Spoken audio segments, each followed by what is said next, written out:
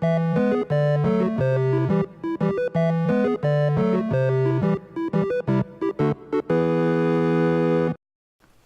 everybody. Welcome back to the Carriage Play podcast. It's been a while. Yes, it has. It's Joe and Jacob here. I'm Jacob. I'm Joe. How long has it been? Like 4 months, maybe? It was like all of... It was mid-December, I think. Yeah, we did a talk about The Last Guardian, Final Fantasy 15 the last time. Been a while. Been playing a lot of games. Oh, yeah. I think back in January, Gravity Rush 2 came out. I got that. I didn't beat it. I played maybe 75% of it. And Joe, how much did you play? Less than 10 hours. I was just getting my feet wet, and then other things came up. I want to get back to it because it's a really quality piece of software. It seems like, you were playing Stardew Valley during that time. Yes, that's like right. You had some Christmas money, you got Stardew Valley. Why Stardew Valley? This old game. Well, I mean, it's not super old. But it was one of those. It was one of those games from 2016 that we had missed, and I'd kind of felt like, because I really liked Harvest Moon back in the day, but none of the newer entries had gotten me in a while, and I just felt like playing like a good Harvest Moon type game. Mm-hmm. And Stardew Valley is a good probably my favorite Harvest Moon game. Wow, really? It fires on all cylinders. Like some of the newer games, they don't like seal the deal. And I'm not exactly sure, I'm trying to think back to specifics, but Stardew Valley has synthesized that formula and created the purest expression of it. It seems like. I mean, I'm a little uninformed because it's not my favorite series or anything, but I do really like those games. And Stardew Valley is I'm very pleased with it. Would you hope a sequel would follow more of a 3D art style, like where Harvest Moon went, or do you kind of hope that they keep it fairly similar to that SNES kind of vibe? Well, I think that's the secret to the success, or the success of that you have really lo-fi visuals, Mm-hmm. that you can just cram in all of this stuff that some of the newer games, it's because it's more expensive to create 3D assets. It's more expensive to animate 3D assets. Something has to give somewhere, but Stardew Valley seems uncompromised. It seems like Harvest Moon, uncompromised by anything because the visuals are so lo-fi. Do you feel like the fantasy elements distract from the overall game, or take you out of the experience more than like a typical Harvest Moon being based in reality? I mean, should we talk about what Harvest Moon games are? Yeah, I guess just... I mean, is that common knowledge? I don't know, farming simulators, basically. Yeah, farming role-playing games, I think. With light social link-esque type deals. You're giving flowers to the townspeople. You're finding the best waifus, the best husbandos. Yeah, I guess, yeah. There's usually a weird homeless character who is somewhat creepy, and there's one of those in Stardew Valley. Yeah, so it does have very light fantasy elements, but there's I didn't feel like it distracted from anything. I mean, I could take it or leave it. Mm-hmm. Would you recommend somebody else putting time into Stardew Valley? I think a very specific sort of person would appreciate it. It's not for everybody. It's and it's not for me all the time. It's for somebody something you want to like be a character in a place, and you want to sort of to build and to like put down roots and to feel like there's a place you belong. It's definitely a feeling of progression. Yeah. You're watching your farm go from basically a shack with like weeds Yeah. to a full functioning farm where you're making money and you have a prominent place in this town. Right, and that's the best part. Like that's the heart of Harvest Moon, and yeah, you've got to appreciate that.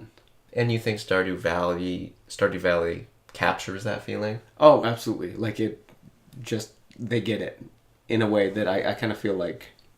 I guess the last one that I played was that one on the Wii. So I guess it's been some time, but like I just didn't feel like that got it, and this does. Okay, yeah. So Guerrilla Games, famous in quotes for their Killzone games, Which we aren't that into. no, like I have played a number of them. I've only played Shadowfall just for a Yeah. reference. And I've played 2, 3, and Shadowfall. And I've never been especially fond of it. Like they've been pretty and they've been like mechanically competent, but overall kind of dumb. Like the story's like maybe not poorly conceived, but poorly executed. Like they have all of this. They will come up with an interesting premise, but then funnel you through a tunnel with big dumb guys yelling, upset, and shooting things and like swearing, and it's. But I mean, just to like provide a counterpoint, like when I played Shadowfall, it's not big guys screaming. It's as the characters are just flawed. Well, I think that's Shadowfall as it's the story is set up as an interesting Cold War era spy thriller kind of thing between you have essentially the sci-fi East and West Berlin, and then you have science fiction KGB and science fiction allied intelligence, and like it's set up as a really interesting spy story, but it doesn't execute it. It just has dumb characters doing things that don't make sense, and then it ends. And it that's kind of has always been in my mind. Guerrilla Games is that like really technically pretty, like great technology, great art, Great worlds, I think, too. yeah, great premises, and it's always squandered in its execution. So it's like it's games that are way less than the sum of their parts. But I am pleased to say that Horizon Zero Dawn is like I love that game. I mean, it's directly compared to The Witcher by many, and The Witcher 3 specifically. Witcher 3, and said to be worse. And I mean, I don't disagree necessarily. There are parts of it that I think are not as developed as The Witcher 3. No. Let's talk about the things that Horizon does really well. So and what is it? Horizon post-apocalyptic world with big robots and different civilizations that have risen in this world of big robots. Yeah, risen from the ashes of the apocalypse. Kind of like Fallout. The Fallout series is the apocalypse happens and then humanity builds on the ashes. Great big open world role playing game with but instead of like the hack and slash mechanics of The Witcher 3, kind of replaced with more or less the stealth mechanics from Metal Gear Solid 5. The stealth mechanics aren't as developed. It's not built to be a 100% stealth game, but it's built to do the majority stealth, I think. Yeah, I think so too. And the thing is, it's not as refined as MGS5, but it is like it's in that direction. It's close enough, especially for this big open world role playing game that focuses on other things as well.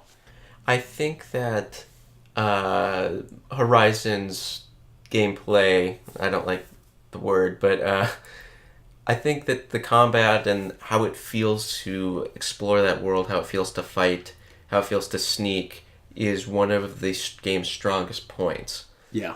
Also, the graphics or the art direction, the art, the tech, all is extremely. It's exceptional. With with the caveat is that they don't even play at having like volumetric water. Oh well, which is, I mean, just it's like, an open world game. Yeah, so few games even attempt it, but I think, like, I don't want to say this is a weak point of Horizon, but it's often criticized, and it is a weaker part is quest design, character interactions, story, in quotes.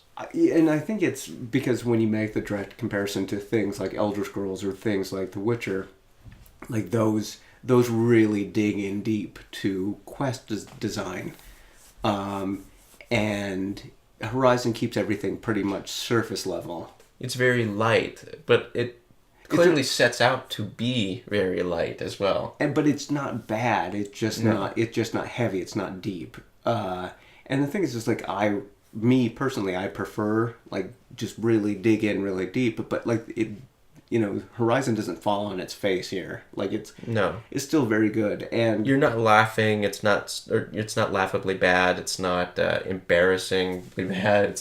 It's just good. It's not great. It's just like good and solid. But I think there are like some like character highlights and story highlights there that like put it above just being just good. Well, and like characters, I really like the Aaron. I guess I don't remember his name, but he's got a mustache and mustache, the handlebar. Yeah, he's got that cool mustache, but cool mustache. Yeah, and like his character, how he interacts with Aloy, he's both very flirtatious, and like just the play of Aloy and him, of him sort of flirting with Aloy and Aloy just shutting him down, and but I think there might have been something there. Yeah, sure.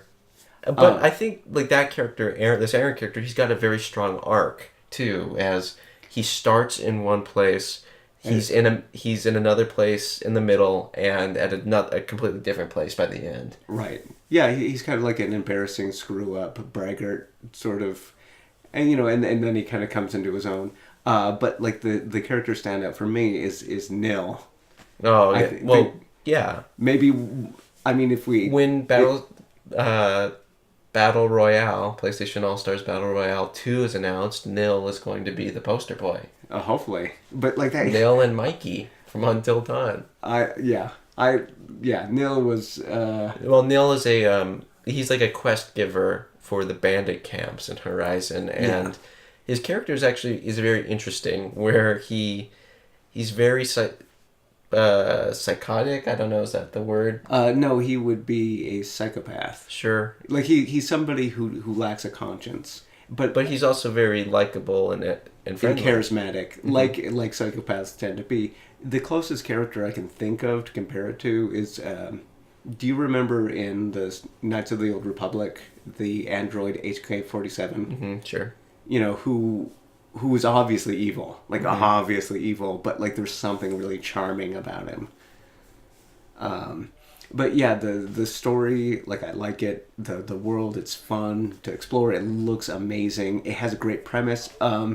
The lead writer from Fallout New Vegas, John Gonzalez, was the lead writer on Horizon, and like you can tell because because all of the like factions and stuff from New Vegas have more or less a direct parallel in Horizon. Mm-hmm. So Horizon kind of feels like kind of like an unofficial sequel to New Vegas.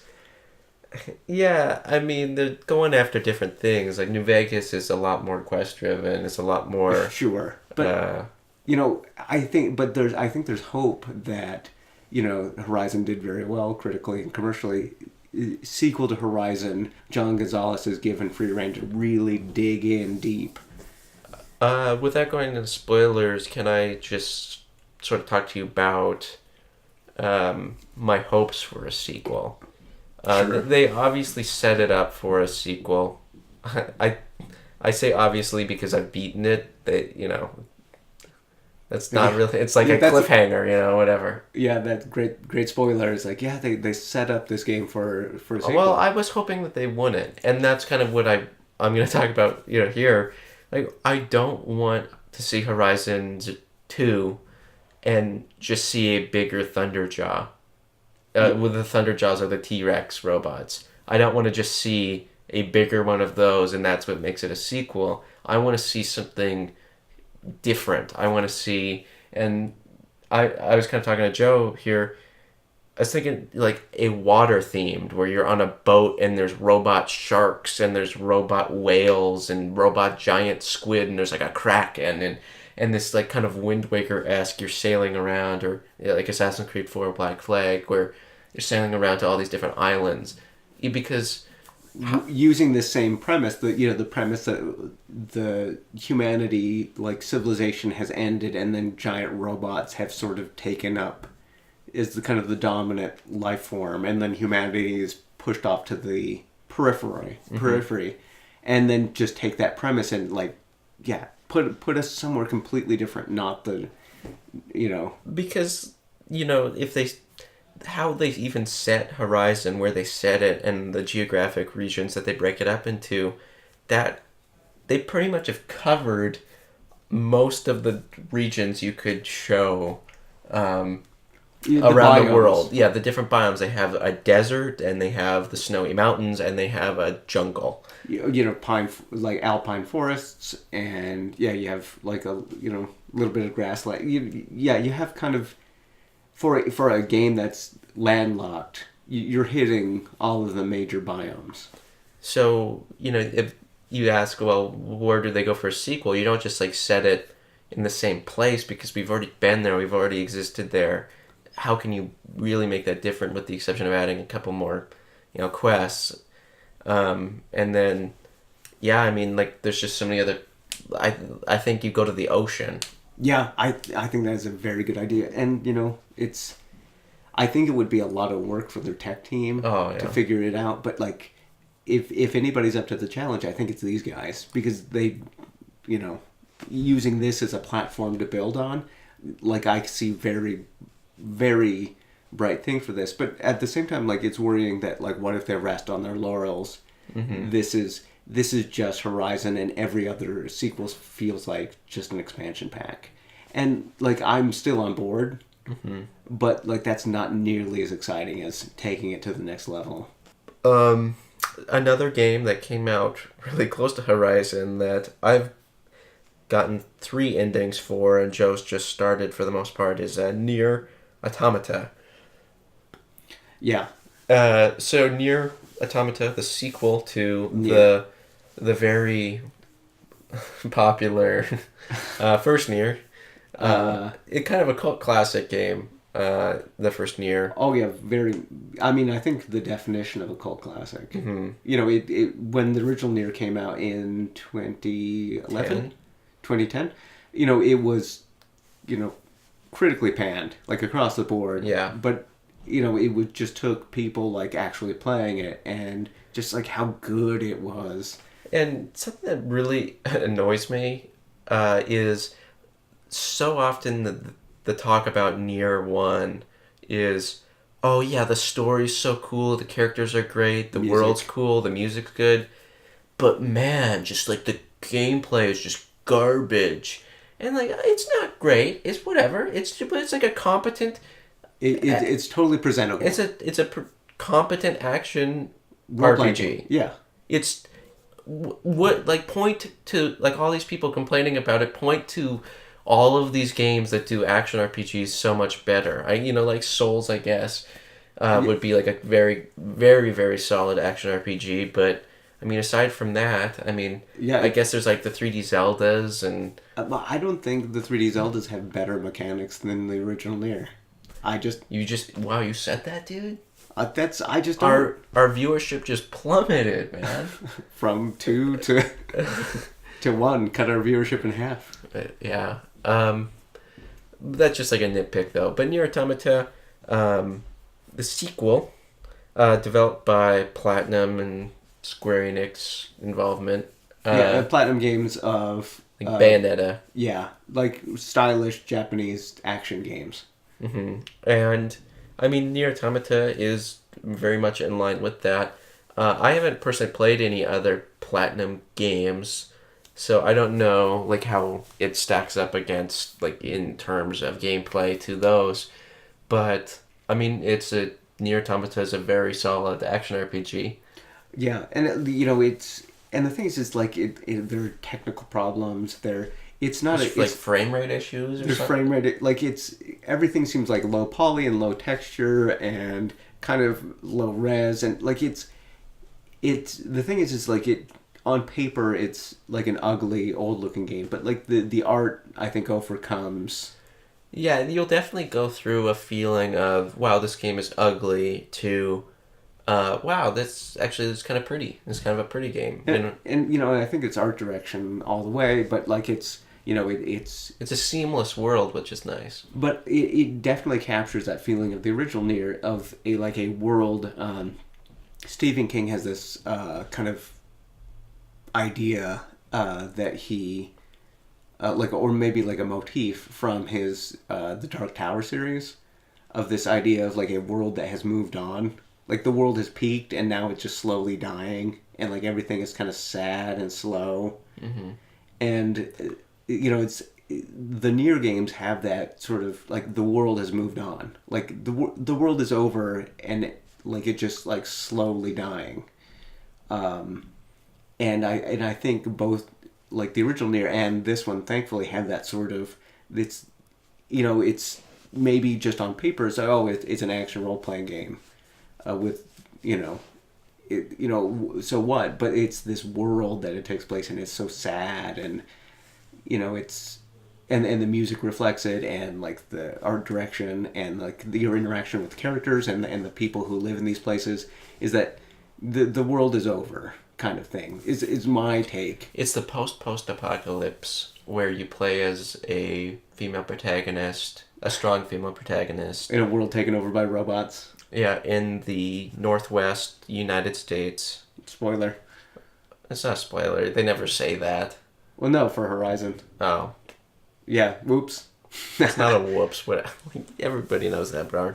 Okay. Yeah, but I mean, it's Jacob and I right when we were playing Nier and Horizon and just as Zelda was coming out, that pretty like these three games coming out in pretty much the same time have pretty much the same premise. Mm-hmm. Being, a character in the post-apocalypse. Yeah, in a world like, and it's the post-apocalypse, but it's become overgrown and lush again, and it's in like open world action role playing games. Yeah, it's interesting. Yeah. I mean, obviously they didn't copy off of each other, but like years ago, something about the development atmosphere that all of these different people kind of all had the same idea, but executed it so differently. Yeah, and I've got 3 of the endings, so it's like I know like you're supposed to get 5 of the endings before you can have a final thought on Nier, but I mean I like it. I don't have So explain why you would need to like so many endings. Basically, how they structure the game, you have to play it through twice to get to Act 2, and then you can do like Act 2 a couple more times to get to the final part. Is how I understand it. Okay, so like, but that's a holdover from the original Nier, which to get the full story you'd have to play through multiple times. Yeah, and I think it kind of annoyed me, like having to replay Act 1 again. I mean, there are different things going on. It's slightly different, but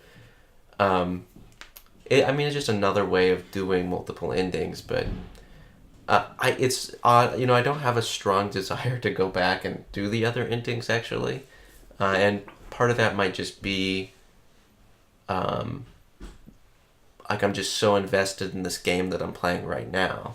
This new game that came out. Candy Crush. Yeah, the Candy Crush Saga 4. My game of the year. No, but yeah, there's a new game that came out for us in the US Yeah, it's been out for 6 months in Japan. Yeah, and I think it's just taken all of my investment, so I've kind of forgotten about all these games we just talked about. It's like what is Nier? What is Horizon? It doesn't even matter to me anymore because we have Persona 5. Yeah. We're living in a Persona 5 world. So I'm neither So of what is Persona? Persona is a spin-off of Shin Megami Tensei, which is just a role-playing series. A dungeon crawling, monster collecting role playing game series that is also post apocalyptic. But it's demons take over Japan. Yeah, but that doesn't really matter because Persona's so spun off now at this point. It is its own thing. Yeah, so it's like even basically it starts with Persona 3. This series. It's like Persona 3 to Persona 4 to Persona 5. Yeah, the series that we know that Jacob and I know and love starts with 3. Neither of us have. But what makes Persona different than Shin Megami Tensei then? Because it still has. Okay, there you go. The social links is what makes Persona different than Shin Megami Tensei. Persona's built around hanging out with your friends. It's built around dating sims. It's built around like best waifus, best husbandos. It's built around. Well, I think it's based around, insofar as it's based on like you're a person living in a place and time, and time is always moving forward. Similar to Harvest Moon. Yeah, I guess that is kind of. It's like Harvest Moon with more social elements. Time passes in a different way. You choose: am I going to hang out with this friend or this friend, and then you hang out or do like an activity, or you're gonna study for an upcoming test. Sure. You're a high school student. So you've got it's a time management, and there's so many likable characters, and you're always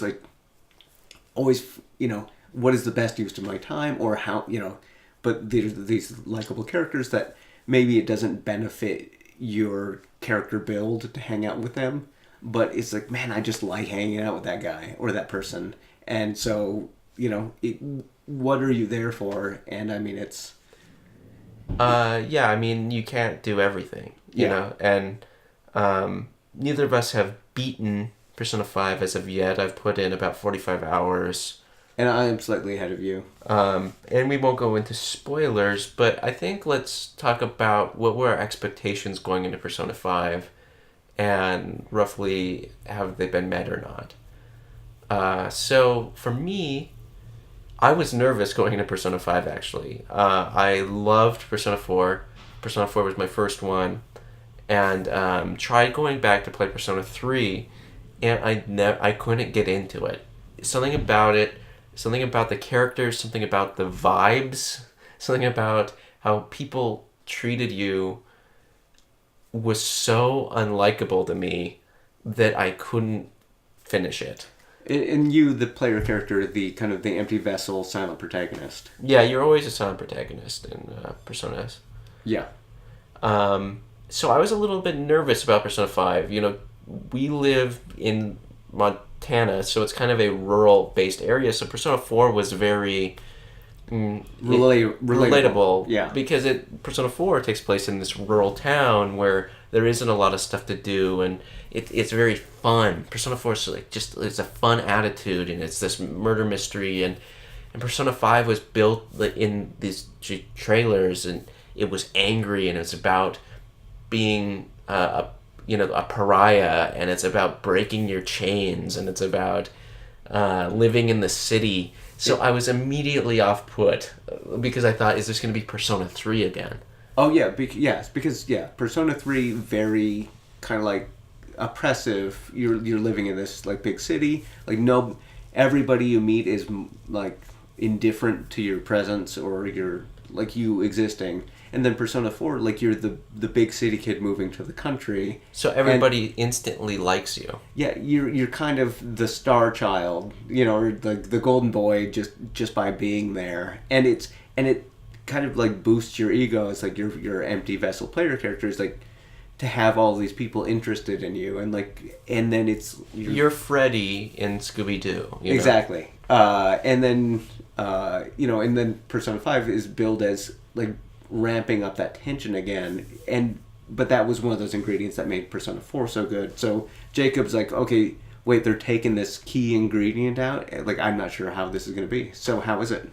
Well, at first it was somewhat off-putting because if Persona 3 everybody doesn't care who you are, and Persona 4 everybody knows who you are but is instantly drawn to you and likes you, Persona 5 is everybody knows who you are because you are a social pariah. You are a criminal. Everybody does not like you. Before the game starts is that you have a criminal record that most people know about, and this affects how people talk to you when you're at school in the halls. You can hear people saying bad things about you, saying that you're just a criminal who's going to beat people up, who's, probably doing sex and drugs and stuff. It's like this, you're a bad kid, nobody likes you, you're treated poorly. Yeah. And but the thing is like it's a really interesting dynamic, but it works with Persona because it's built around that feeling. Mm-hmm. And I've never played a game that is so. There's other games like this where, like Dragon Quest VII, you are kind of, people talk down to you, or Oblivion, you're this lackey. You're a lackey to the real hero. Yeah. But Persona 5, it takes that idea and ramps it up to this extreme level of nobody likes you, and it works because they go for that concept so hard. Yeah. And the thing is, and then it makes, like, these relationships you form with these other outcasts. All of the relationships you form are with other social pariahs. Yeah. This character is a delinquent. This character is some sort of nerd know-it-all. All of these characters are... Yeah, they don't have... They're not part of society. They're not part of any social group. They exist on their own. They're free agents. And I found, just me personally, I found that really relatable, but also very stressful because, there's an element of these games, the escapism that I enjoy, whereas it feels a little bit more grounded for me personally in my life experiences. With Persona 5, something also that I really like is the city.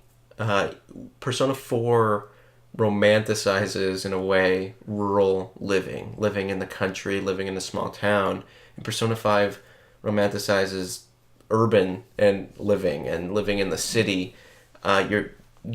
Your home is this really chill diner that's just classy and cool, and you live in this loft space, and you can go to the nighttime bars and hang out with the older ladies. All of all your potential waifus are pretty much like these older women, and and I don't know, it's built around the city is cool, and I think that's a very interesting take. It makes me want to live in a city, which I think is an interesting to capture, an interesting feeling. Yeah.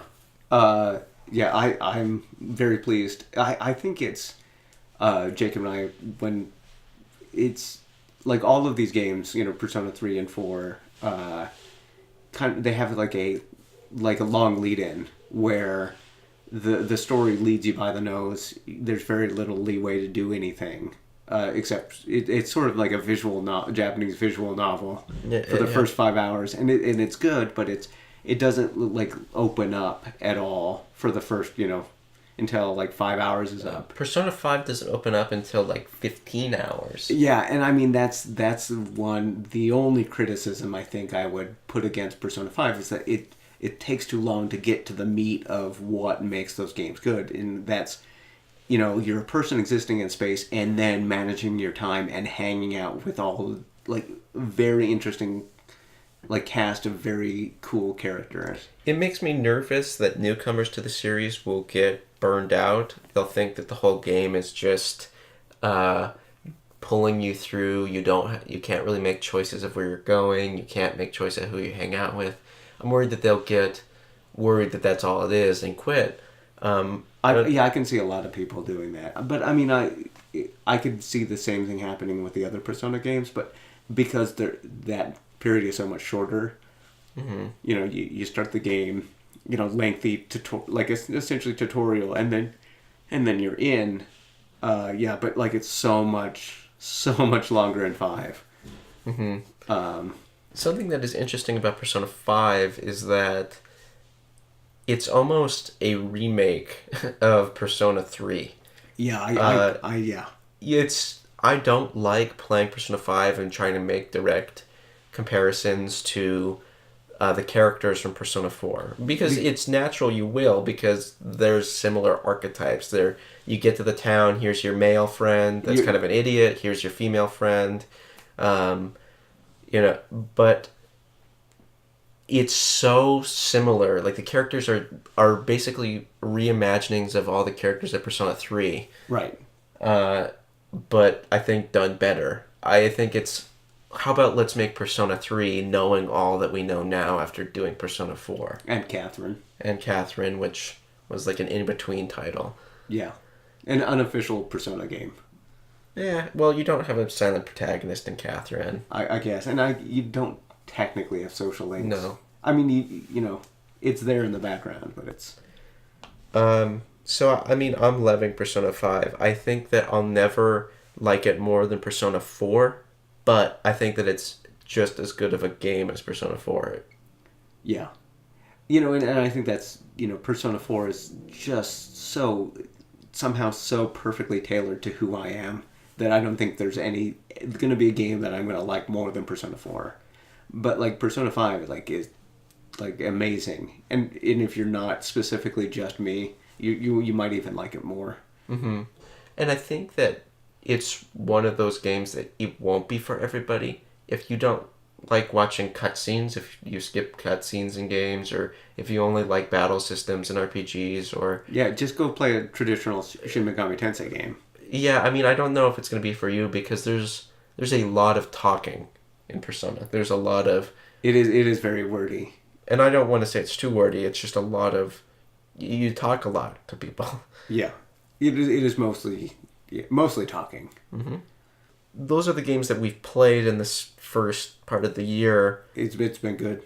But there's also been Continues to be good. There's been a lot of games that we've missed. And I don't know if we should mention all of the games that we've missed, but maybe a couple highlights that we didn't play.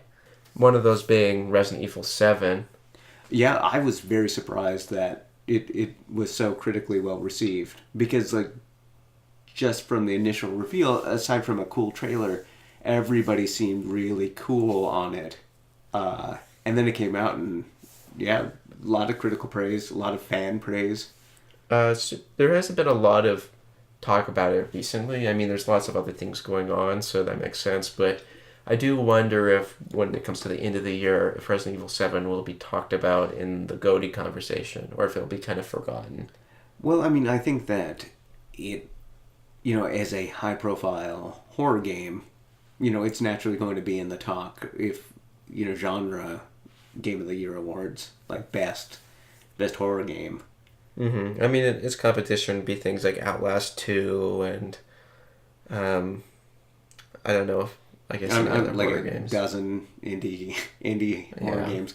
But, I was surprised and pleasantly surprised that... I didn't play Resident Evil 7 personally, but I did watch a full stream of it. And... Game Grumps? Oh, no. They didn't finish it. It was the Easy Allies full playthrough stream. Oh, yeah. Who did that? Michael Huber from Easy Allies, and Kyle Bossman. And I think Brad Ellis was there for the full stream. It looked cool to me. It didn't look like something that I would ever be interested in playing. But I mean, yeah, I think it looked cool. I'm not super familiar with Resident Evil as a series. Well, I mean, I don't think that would hurt you, because Resident Evil seems so tonally different, Mm-hmm. It's kind of like a return to... I guess, like, if I had to say, just from watching the stream, like, a complaint that I would find is that it looked like it was a horror game similar to Outlast, where you're not really fighting a lot of things, or I guess not you don't fight things in Outlast, but you had very limited ammo. It looks like at the very beginning of Resident Evil 7, a lot more inventory management. But then by the end, it seemed like it kind of derailed in a way where you have like just tons of ammo and you're just like shooting like an assault rifle and like an action game. Yeah, and I mean maybe that's I haven't played it. Maybe that works, but that was something that just seemed kind of off-putting to me, I guess. I kind of would just rather have it scarce the entire way through. But I mean, like, even games that I like The Last of Us, you end up with an assault rifle at the end. Yeah. But I mean, I think they probably need to feel like they need some sort of, like, progression. Yeah. Yeah. I mean, and every once in a while, like, I get a wild hair to play something scary. Maybe that will be Resident Evil 7 when it's later in the year, when it's cheap. It's one of those games that, yeah, like, if it's $5, we'll pick it up. Yeah. Sorry, game developers who need the money, but... Well, I mean, they're getting money. Yeah. Another game that we missed, Neo. Oh, yeah, the... Onimusha Ninja Gaiden Souls-esque game. By Team Ninja. Yeah. Of Ninja Gaiden fame. I don't remember if I've expressed my...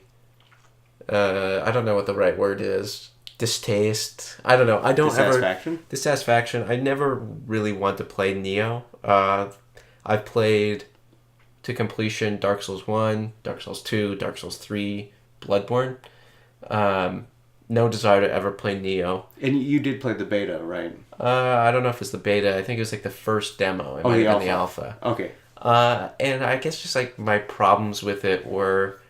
The things that I like about Souls is exploring and existing in this world and kind of finding my way through this labyrinth, where Neo, in that alpha at least, and I know it changed and evolved a lot, but what I found myself doing was just getting frustrated at dying, so I would just run and run and run until I opened up a shortcut, die, and then I would go run and run and run through the shortcut, and then I got to that first boss, and it just seemed impossibly difficult to me. I'm not that good at games, and I just kind of thought, this isn't for me. This is more...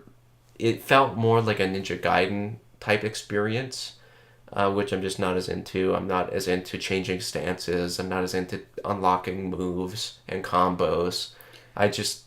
What I like about Souls isn't the combat. I like exploring. Right, and like from the little I played of the Neo Alpha, yeah, it felt like a video game level, not like a place that you were exploring. And like, that's kind of a deal breaker. And even if supposedly the combat is so much deeper and richer than Souls, but yeah, I'm not there for the combat. I think it's easy to point to Souls combat and say, well, it's tight and it's good, and because it is, and on the surface level, it's like, what do I like about Souls? Well, I die a lot, and I like swinging my sword, so I like the combat. And maybe, to be fair, maybe that is what you enjoy, but it's like the argument for why Bloodborne is different than Dark Souls. It's, I can regain health after when I'm attacking an enemy. It's like, that's not what makes Bloodborne different than Dark Souls. That's just one element that you immediately see. Right, and then like how many reviews or how many people have talked about Bloodborne, and that's the only thing they zero in on, because that's the first thing you notice that's different, but it doesn't really matter. And I think ultimately the great experience of Souls and why people like it is because it's a cohesive world that you're existing in. Yeah. And the weight and the oppression and the dying just grounds you into this world that doesn't care about you. Yeah. And you're just... And it makes it seem more real in a way. Yeah. Yeah. You're not a god in this world. You're just a person scraping through. Yeah. And especially the way that I play, I barely finish those games by the skin of my teeth. I mean, there was other things like Yakuza 0 had come out early this year. I would be interested in playing through Yakuza 0, Yakuza. Or if you were saying like a Japanese Yakuza. Yeah, okay. I would be interested in playing that. I've never played any of the other Yakuza games. I watched Joe play 3 back in the day. And 4? I didn't really watch him play 4 too much. Oh, okay. Yeah, I really like 3 and 4. Like, But do you want to play 0 after playing 3 and 4?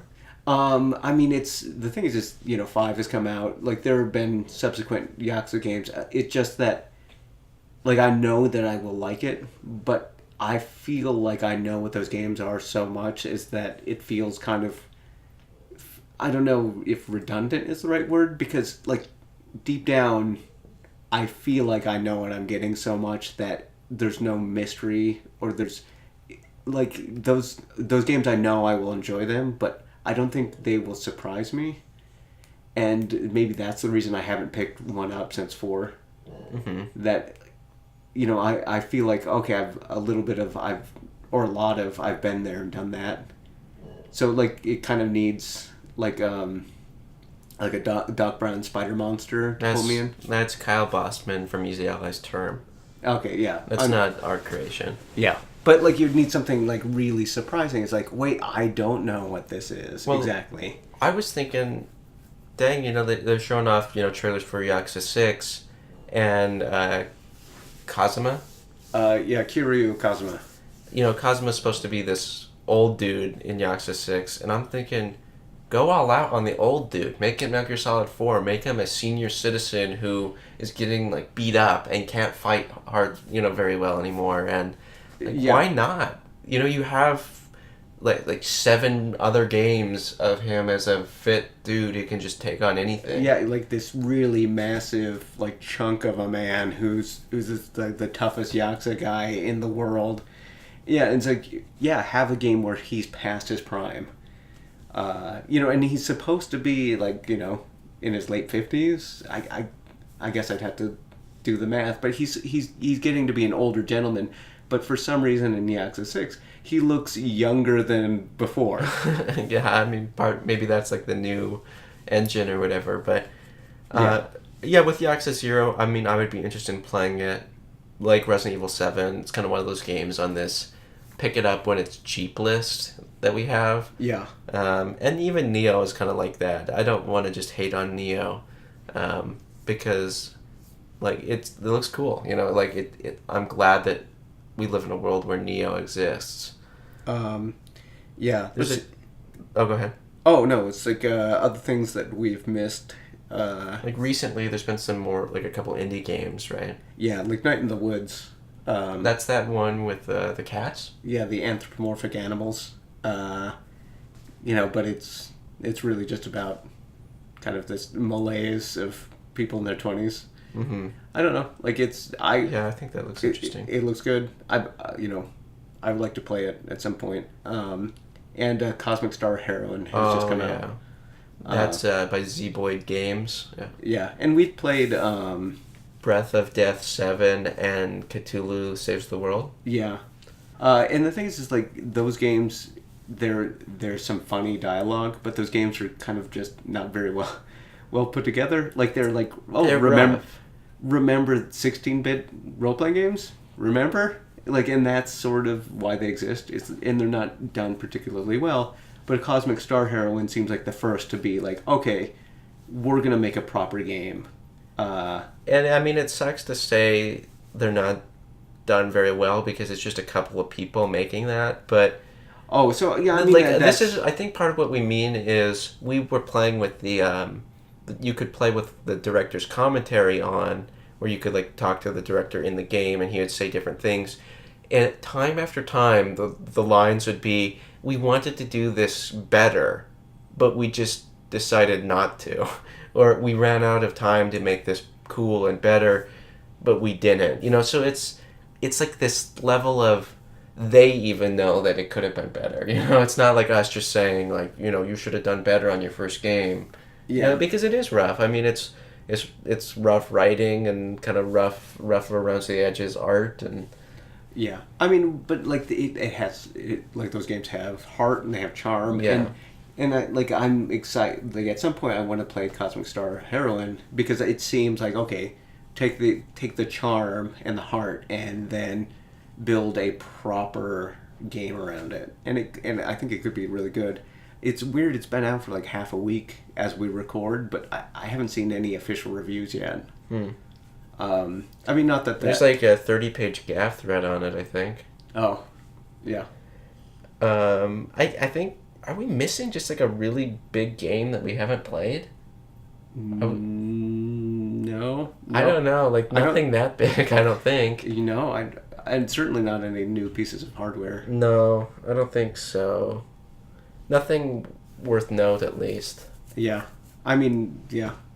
I mean, I think I would remember it if there were anything at all that was like a big deal. Was like Twitter going nuts over something, or like NeoGAF, or like Metacritic or something? I don't know. Whatever.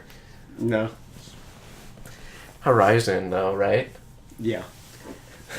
I really like Horizon, but we're beating around the bushes that neither of us have played Zelda Breath of the Wild. Neither of us have Switches. And I mean, that's probably... I mean, the console. I mean, I have the wooden rod. Yeah, well. I mean, and that's probably like some sort of sin, not to have played the new Zelda game that everybody's talking about, but I don't want to just like whine about like, oh, there's not enough money, blah, blah, blah, but it's expensive to play Zelda. If you want to play Zelda on the Switch... Or on the Wii U. If you don't want a Wii U either, it's expensive to get in there to play it because... Yeah, that's like an extra barrier of entry. It's like you buy the console and the game itself. And that's a big investment for a single game, especially when this first half of this year is packed with like awesome software, and we're not even getting to most of it. Yeah. So we just haven't got around to Zelda. It is a game that I think I would really like to play. Yeah, I want to play it at some point. When you think about it, as of right now, a Switch is $299 US dollars. Zelda is $60. If you want to get the Pro controller with it, that's another $70. Yeah.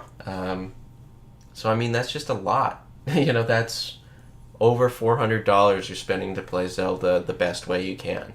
Right. And that, and I think it'll be a much more attractive proposition when more games for the Switch roll out, like Xenoblade Chronicles 2. Part of me just wants to even wait for the Switch Slim or the Switch Enhanced that has, some of these other things, or like a Switch TV type thing where it's not even the screen, it's just like a little box that you can hook into your TV and you don't take it portably, or things like that that would be cheaper, Yeah, and I mean Nintendo and releasing iterative hardware, like they've done it before and done it well, but like no doubt that game looks great.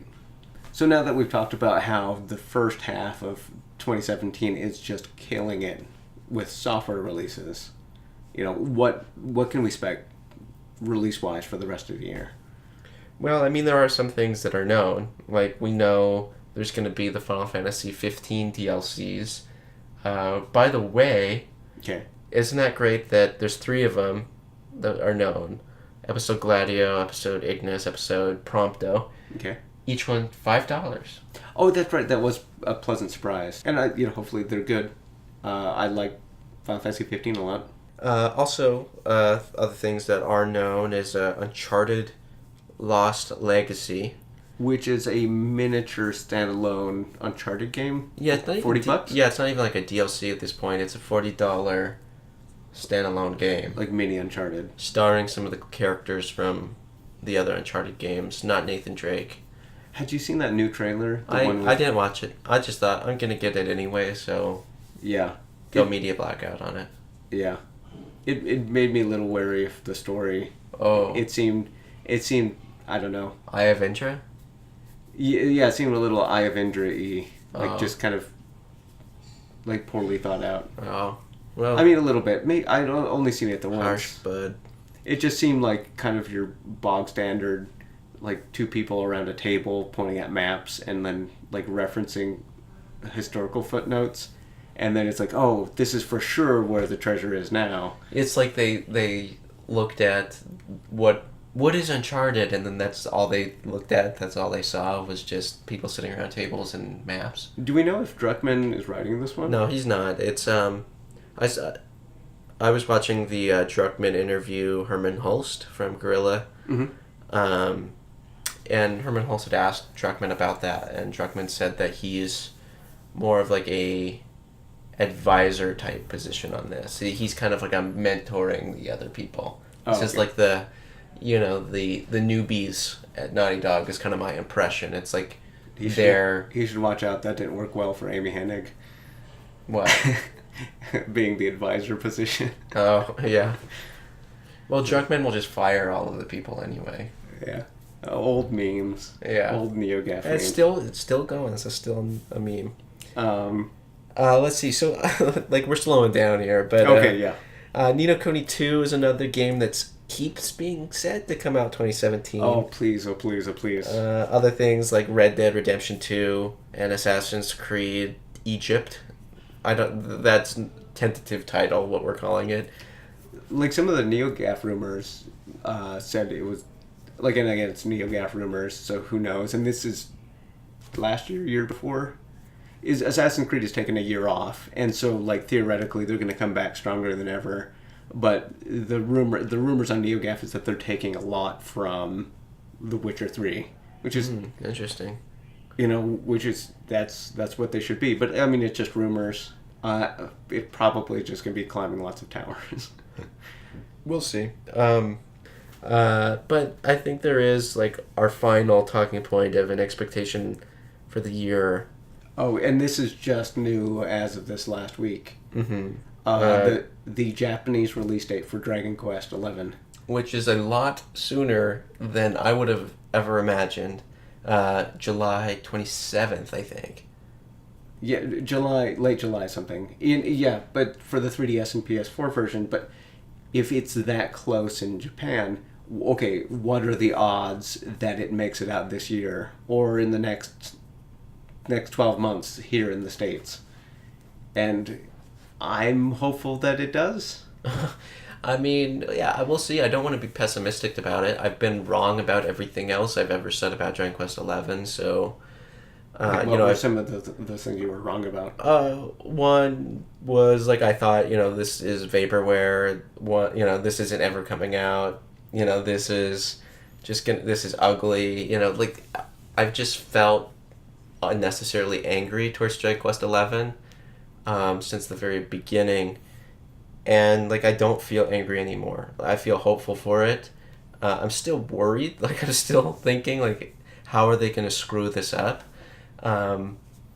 Because it's been a long time since there's been a proper Dragon Quest game. I mean, like Builders, I felt like a proper Dragon Quest game, but the last true proper one was 8. Back in the PS2. That 2005? So sure. It's been 12 years. So, like, it's been a long time, a lot of disappointment since then. Not bad games, per se, just disappointing. And, it's real close. Hopefully it's really good. Yeah, I'm hoping... Dragon Quest to me has always felt like a Christmas vacation game. So I kind of hope they can hit in the US a December release. Because I think December would be fine for a game like that here. It's not trying to compete for GOTYs. It's not trying to compete with Call of Duty. It's not trying to... Yeah.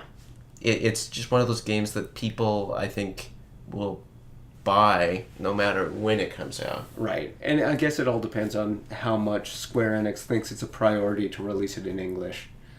I don't think they even attempted any of the versions of Dragon Quest X in English. But I mean, that's an MMO that was originally built for the Wii.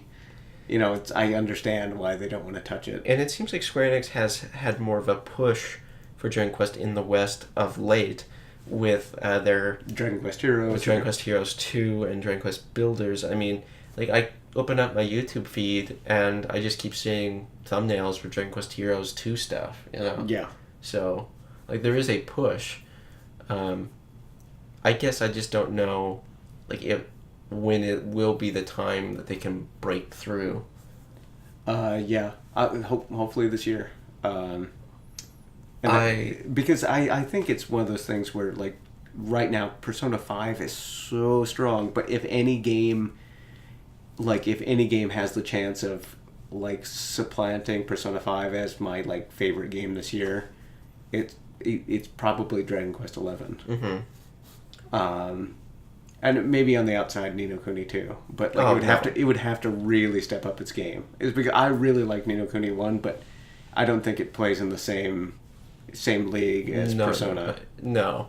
Like, just for, like, a frame of reference, I don't have a favorite game, but if somebody had a gun to my head and I had to pick one, I'm saying Persona 4. So, like, Persona is my go-to favorite series. So, like, no, I don't think there's hardly anything else that could. I mean, Dragon Quest 11 could potentially, or... Yeah, like, if Ni no Kuni 2 just blew it out of the park. Yeah, and I mean, the thing is like, it has all of the elements to do it. It just... The first one was somehow less than the sum of its parts. Mm-hmm. Like, it had Studio Ghibli animators and animation, and, like, it had everything going for it, and somehow it wasn't quite as good as I thought it should have been. Well, I think, like, not to derail this conversation, but Ni no Kuni 1, I think, totally misses the point of what makes Ghibli good. Yeah. Ghibli stories are so good because they're about something greater. They're about our place in the world, about humans' place in the world, about their relationship with others and their relationship with nature. And, like, freaking Ni no Kuni just misses that completely. It's just, like the most boring fantasy story you could have in a boring fantasy world. Bog standard. I mean, with the wrinkle that this kid has gone nuts because his mom dies. Sure. I mean, that makes it a little bit interesting. But I mean, that's not, doesn't... like, just because Killzone Shadowfall, like, the Hellghast look cool doesn't mean that story's good. Or, like, they've set up this clever premise that they don't execute on. I think that's... Yeah, but I think there's the potential there. Either way, very excited for both of those games if they're coming out. Like, that makes... I think if both of those games come out and they don't completely flop... This is, like, my favorite year in gaming since, Jesus, like 2001. Yeah, it's a great year so far, and if things go right, then it'll continue to be a great year all the way through. So thank you very much for making it all the way through the podcast and listening to us ramble, and this has been a Carriage podcast. Yeah, and hopefully we'll be back before E3. Yeah, we'll hopefully do some sort of E3 talk. We thought about talking about E3 on this, but it's just too much. I mean, we always talk about E3. Yeah, well, we spent like an hour talking about games we played so far, so... Or games we didn't even play. Yeah, so... It would be like a 6-hour podcast if we're talking about E3. Yeah, make up just our expectations again. I mean, the thing is, I don't even think... I think maybe our last podcast we talked about E3. I don't think we have any more info now than we did then. No. And it's been months. I'm very nervous if we can keep mentioning E3 that we're just going to spiral into expectations and hopes for E3. So, like, what would those expectations be? Yeah, probably Spider-Man would be there. If we did just start talking about E3 right now. Well, Sucker Punch has got to show something. Oh, God. Now we gotta stop. Yeah. We got a problem. Okay, see you next time. Hopefully soon. Yep. Bye. Bye.